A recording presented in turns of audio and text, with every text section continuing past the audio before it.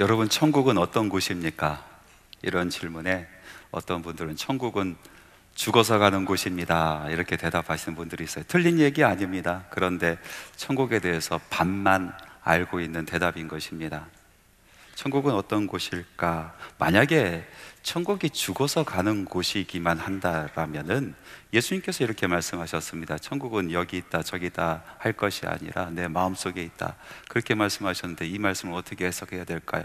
우리가 죽어서 우리 마음속으로 갑니까? 우리 마음속으로 들어가요? 그렇지 않습니다.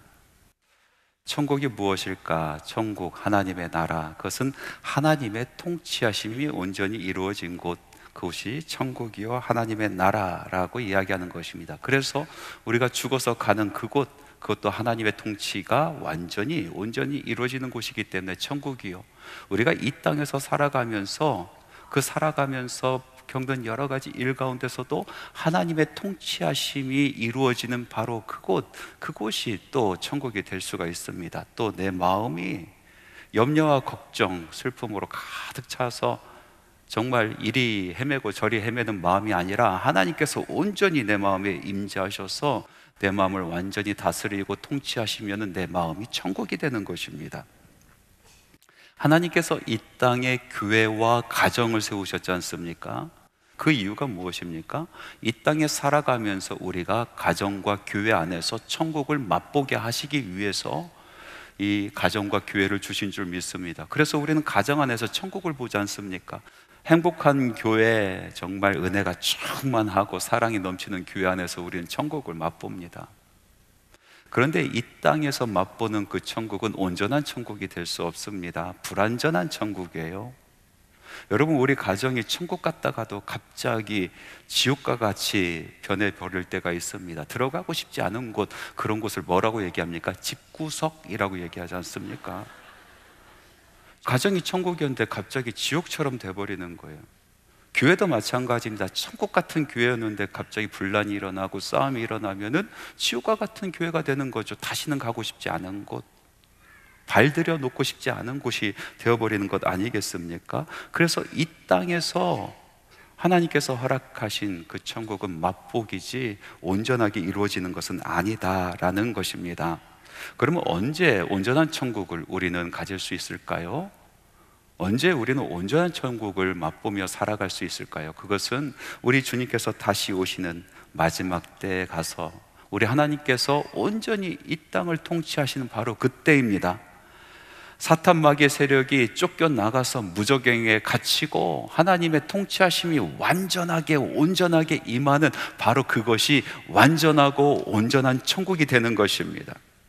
그래서 성도는 그날을 바라보며 살아갑니다. 이 땅에서 살아가면서 천국을 맛보고 천국을 누리고 천국을 위해서 일하며 살아가지만은 하나님께서 온전하게 이루실, 완전하게 이루실 그 천국을 사모하며 기대하며 살아가는 것이 바로 우리 성도들이라는 것입니다. 여러분, 이 땅에서 천국을 누리면서 또 천국을 만들어가면서 또 천국을 소망하며 사모하고 기다리면서 살아가는 인생이 얼마나 근사한 인생입니까? 세상에서 세상 것 바라보면서 울고 웃고 그리고 그것으로 죽네 사네 하는 인생보다 비교할 수 없는 가치 있는 인생이 바로 천국을 소망하며 살아가는 인생이라는 것입니다. 저는 오늘 여러분들과 함께 천국에 대해서 말씀을 나누려고 합니다. 천국에 대해서는 많은 연구가 있고요, 많은 이야기들이 있습니다. 그런데 예수님만큼 천국에 대해서 정확하고 또 많이 아시는 분도 없습니다. 예수님은 천국을 소유하신 분이십니다. 예수님은 천국의 상속자이십니다.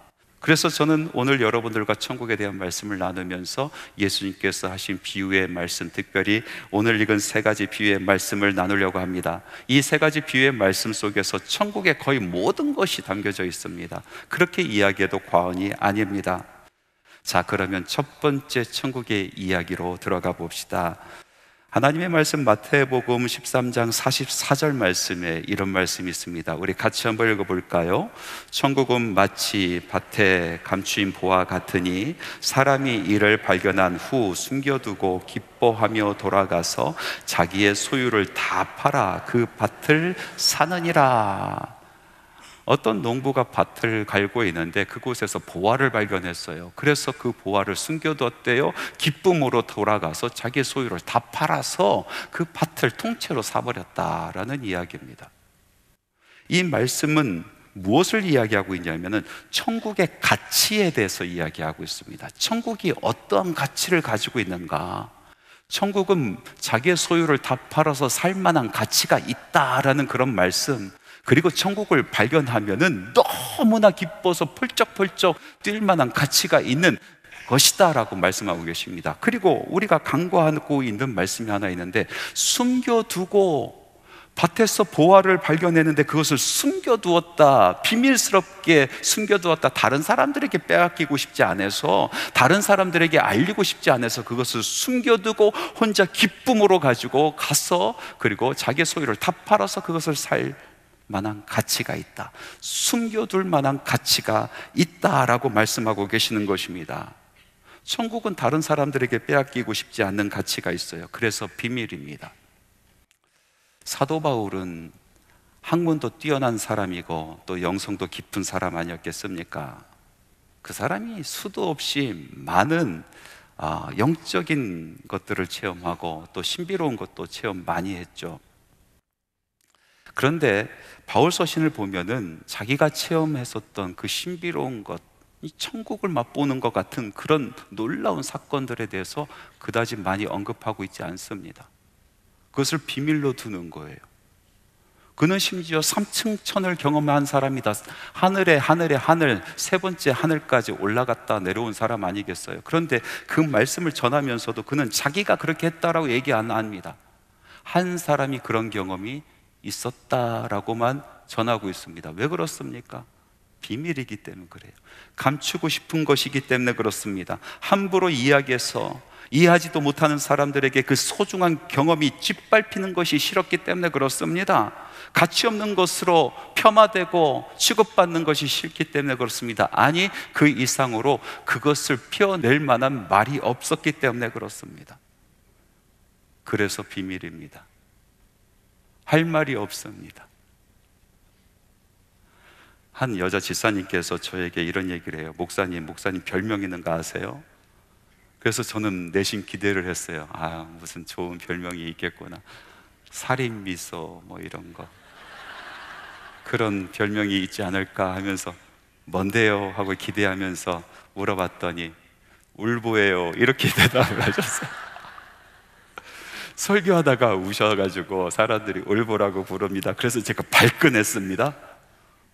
제가 MBTI 그걸 해보면 T로 나오는데 제가 울보입니까? 그렇게 이야기했더니 뭐라고 대답하냐면 T가 되고 싶은 F일 뿐입니다, 이렇게 얘기를 하더라고요. T든 F든 제 인생을 돌아보고 제 신앙을 돌아보면 전 참 이성적인 사람이었습니다. 앞뒤가 맞지 않는 것을 참 힘들어하고 괴로워하는 사람입니다. 그래서 따져 묻고 논쟁하기 좋아하고 물어보기 좋아하고 깊이 골똘히 생각하는 것을 참 좋아하는 사람입니다. 그러다 보니까 이 영적인 세계의 신비적인 경험들이 제 신앙생활에서 하나둘씩 떠나가기 시작합니다. 메말라지기 시작했습니다. 어느 순간 깨달았습니다. 하나님께서는 나의 생각을 넘어서 계시는 분, 내가 이해하는 것보다 훨씬 더 크신 분, 그거 넘어서 역사하시는 분인데 내가 내 생각에 하나님을 가두지 않았을까? 그래서 내 삶 가운데 이렇게 메마른 신앙생활이 있고, 그리고 어떤 신비로운 그런 경험을 하지 못하는 그런 삶이 된 것이 아닐까라는 그런 자각이 있었습니다. 그래서 제가 마음을 고쳐먹었습니다. 하나님 앞에 나가 울부짖으며 기도하기 시작했습니다. 하나님, 내 삶 가운데도 역사하여 주옵소서. 성경에 있는 그 말씀들 내 삶 가운데 이루어지게 하여 주옵소서. 하나님의 그 신비롭고 신묘한 그 역사하심을 제가 삶 가운데 경험하기를 원합니다. 하나님, 하나님의 그 무한하신 역사하심을 제가 제한하지 않겠습니다. 그런데 놀랍게도요, 그렇게 하나님 앞에 매달린 이후로 제 신앙생활이 완전히 달라지기 시작합니다. 하나님께서 삶 가운데 역사하시기 시작하는 거예요. 기도 가운데 신비로운 것을 보여주기 시작하는 것입니다. 많은 하나님의 뜻을 보여주기 시작하는 것입니다. 그 이야기를 풀어내자면요, 한 보따리도 부족합니다. 그런데 말하지 않습니다. 너무나 소중하기 때문에 함부로 이야기하고 싶지 않습니다. 그 기이한 하나님의 역사하심을 사람들이 이해하지 못하고 그만 발로 밟아버릴까봐 말하지 않습니다. 비밀입니다. 이런 찬양이 있지 않습니까? 예수 오 그 이름 나는 말할 수 없네. 그 이름 속에 있는 비밀을, 그 이름 속에 있는 사랑을, 그 사랑을 말할 수 없어서 그 풍부함 표현 못해서 비밀이 되었네. 그 이름 비밀이 되었네. 비밀입니다. 말할 수 없어요. 그만큼 가치가 있어요. 표현할 수가 없어요. 누군가 찾아와서 그 경험이 무엇입니까? 그 만남이 어떠했습니까? 제 짧은 혀로 도무지 말씀드릴 것이 없습니다. 너무나 소중해서 함부로 꺼내놓을 수 없습니다. 단지 그것을 생각하면 내 마음이 너무나 기쁘고 내 마음이 너무나 뜨거워지고 생각하면 생각할수록 눈물 나는 사건입니다. 소중해서 꺼내놓을 수 없습니다. 여러분들에게 이렇게 이야기하고 있었습니다. 경험해 보십시오. 그거밖에 없습니다. 맛보십시오. 가져보십시오. 찾아보십시오. 두 번째, 예수님께서 천국에 대한 이야기를 하시면서 이런 비유의 말씀을 하십니다. 마태복음 13장 45절에서 46절 말씀입니다. 우리 같이 한번 읽어볼까요? 또 천국은 마치 좋은 진주를 구하는 장사와 같으니 극히 값진 진주 하나를 발견하매 가서 자기 소유를 다 팔아 그 진주를 사느니라. 비유의 말씀에 보니까 한 진주 장사가 있습니다. 값진 진주를 찾아 나서는 그런 장사인데 방방곡곡 세계 곳곳을 다니다 보니까 정말로 귀중한 진주를 발견하게 되었어요. 그래서 자기 소유를 다 팔았대요. 그리고 그 진주를 샀답니다. 이 말씀을 가만히 들어보면 방금 전에 이야기한 천국은 마치 밭에 숨겨진 보화와 같다라는 말씀과 똑같은 말씀 아닌가 그렇게 생각이 드는데, 여러분 말씀을 자세히 보면은 다른 말씀입니다. 천국은 밭에 숨겨진 보화와 같다와 똑같은 말씀이 된다라면은 천국은 마치 좋은 진주와 같다라고 말씀하여야 돼요.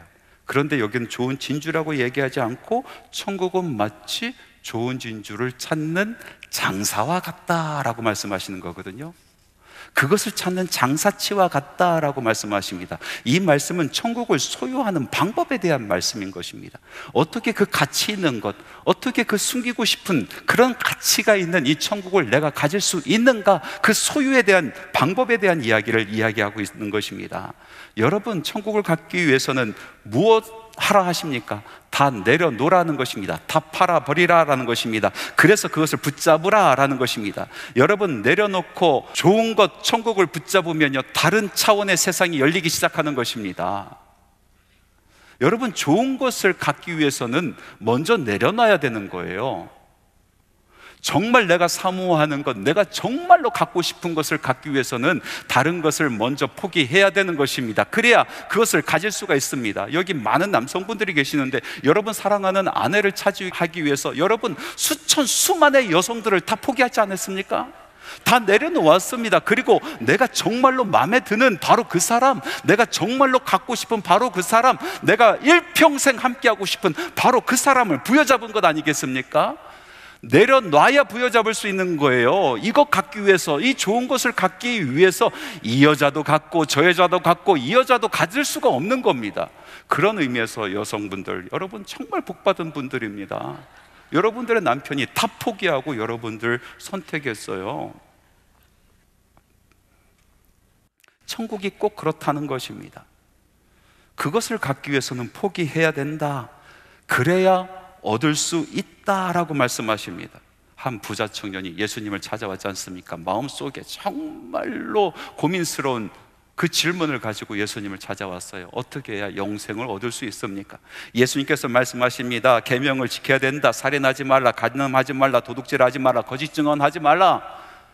주님, 제가 그 모든 것을 다 지켰습니다. 제가 이것도 지켰고 이것도 지켰고 이것도 지켰고 다 지켰습니다. 그렇게 이야기했더니 예수님께서 마침내 예수님의 본래 하고 싶은 말씀을 하십니다.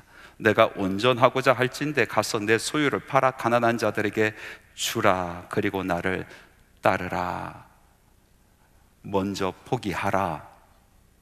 예수를 잡기 위해서는 먼저 포기하라. 천국을 소유하기 위해서는 먼저 포기하라. 네가 지금까지 가지고 왔었던 거, 그거 없이는 못 살 것 같다라고 생각했었던 그 모든 것을 내려놓으라라고 말씀하시는 것입니다. 그렇게 천국을 갖고 그렇게 예수를 갖게 되면은 또 다른 차원의 세상이 열려지게 된다라는 말씀 아니겠습니까? 여러분, 다 한꺼번에 가지려고 하면요, 아무것도 갖지 못하고 정말 중요한 것도 갖지 못하는 것입니다. 여러분, 세상의 풍요로운 것과 하나님의 나라의 그 영광스러운 것을 다 가질 수가 없습니다. 한꺼번에 가질 수가 없습니다. 엘리야가 갈멜산에서 백성들에게 물어보지 않습니까? 너희들에게는 하나님이냐 아니면 바알이냐? 하나님의 나라냐 아니면 세상의 나라냐? 너희들에게 있어서 하나님이 중요하냐 아니면은 물질적인 풍요가 중요하냐?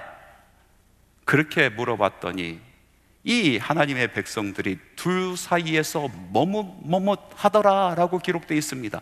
여러분, 머뭇머뭇하다가 세월 다 갑니다. 10년, 20년, 30년 머뭇머뭇하다가 세월이 다 가는 것입니다. 머뭇머뭇하다가 이도 저도 아닌 인생이 되어버리는 것입니다. 하나님의 나라를 붙들면은, 하나님을 붙들면은 그 모든 것을 더해 주시는 것을 까맣게 잃어버립니다. 애초에 하나님께서는 모든 것을 주시기를 원하시는 분이십니다. 애초에 하나님께서는 하늘에 신령한 것과 땅에 기름진 것 모든 것을 주고자 원하시는 분이십니다. 그래서 우선순위를 바로 하라고 말씀하고 계시는 것입니다. 먼저 내려놓고 그의 나라와 그의 의를 구하라. 그리하면 이 모든 것을 더하여 주시리라. 여러분, 내려놓을 때 살아납니다. 내려놓고 천국을 부여잡을 때 내가 살아나고, 내려놓고 천국을 부여잡을 때 나의 가정이 살아나고 나의 자녀가 살아나는 줄 믿습니다. 다 놓고 천국을 잡으라. 그것이 천국을 소유하는 방법이다. 예수님께서 말씀을 통해서 우리에게 가르쳐주고 계십니다. 마지막 세 번째, 이 비유의 말씀 같이 한번 읽어봅시다. 마태복음 13장 47절에서 48절 말씀입니다. 또 천국은 마치 바다에 치고 각종 물고기를 모는 그물과 같으니 그물에 가득함에 물가로 끌어내고 앉아서 좋은 것은 그릇에 담고 못된 것은 내버리느니라. 천국은 그물 가득히 물고기를 모아서 그것을 펼쳐내고 좋은 것과 나쁜 것을 골라내는 것과 같다라고 말씀하십니다. 앞에 말씀하신 두 가지 비유와 비슷한 비유의 말씀인 것 같은데 자세히 보면 다릅니다. 천국은 감추인 보화와 같이 많은 물고기와 같다라고 말씀하신 것도 아니고, 천국은 좋은 진주를 찾는 진주 장사와 같이 많은 물고기를 잡는 어부와 같다라고 말씀하신 것도 아니고, 오늘 말씀에 보니까 천국은 마치 그물과 같다. 많은 물고기를 잡은 그물과 같다라고 말씀하십니다. 이것은 천국이 임할 때에 우리 안에 필연적으로 벌어지는 사건을 이야기하는 말씀인 것입니다. 그물에 있는 물고기들에게 이루어진 일처럼 그때의 천국이 임할 때 벌어지는 심판에 대한 말씀인 것입니다. 여러분, 천국은 그물과 같이 열려 있습니다. 모두에게 열려 있습니다. 천국은 모든 사람들에게 열려 있습니다.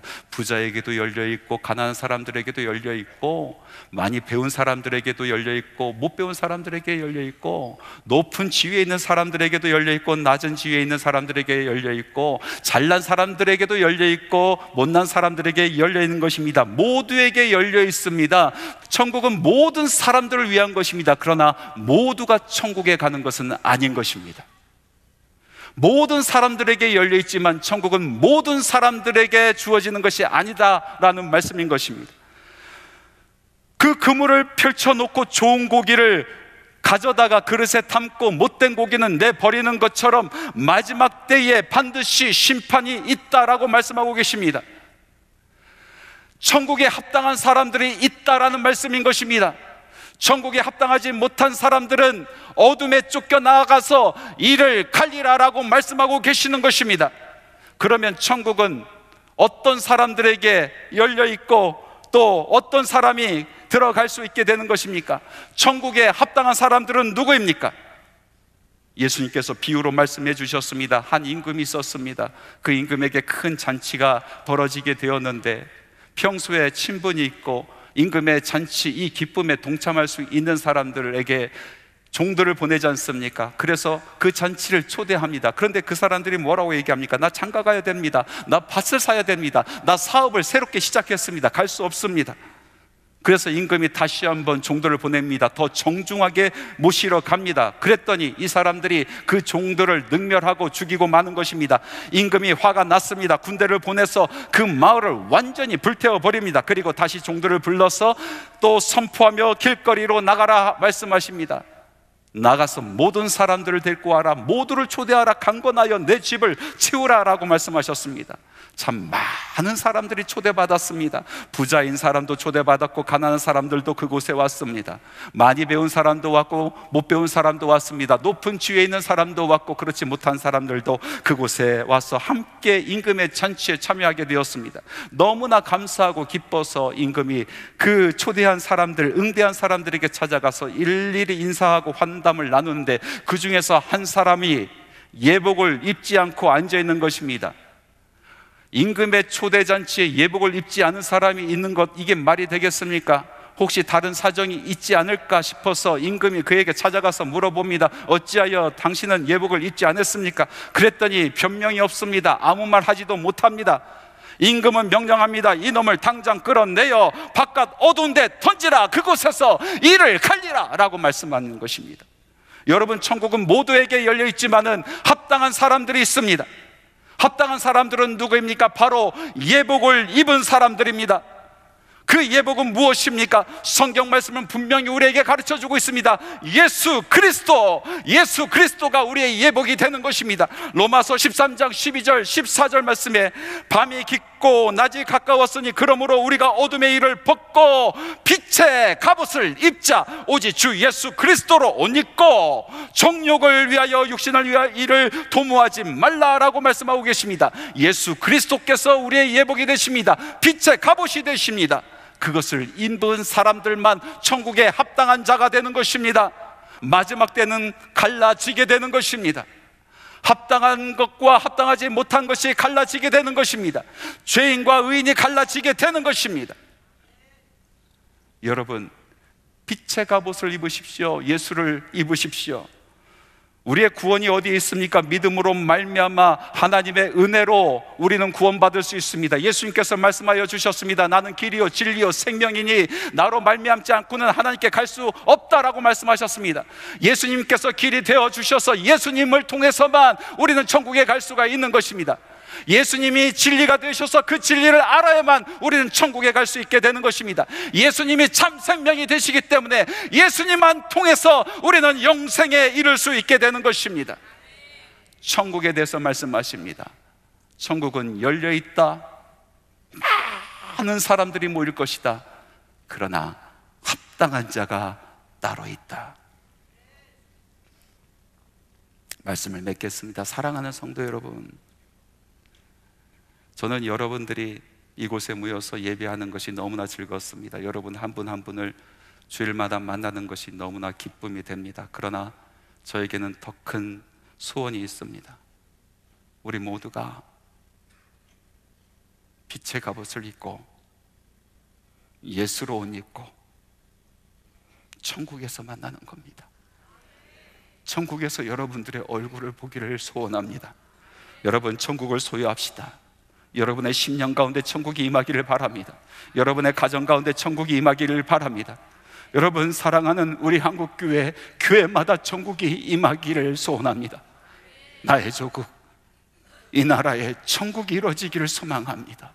오늘 예수님께서 말씀하여 주셨습니다. 천국은 아무에게도 알리고 싶지 않을 정도로 그 정도의 가치가 있다. 또 말씀하십니다. 천국은 자기 것을 다 포기하고 먼저 포기하고 천국만 잡아야 되는 것이다. 천국은 활짝 열려 있으나 아무나 들어갈 수 있는 것이 아니다. 두렵고 떨린 마음으로 이 말씀을 새기고 우리 삶 가운데 천국을 맛보고 천국을 누리고 또 천국을 만들고 천국을 소망하며 살아가는 저와 여러분 되기를 간절히 바랍니다.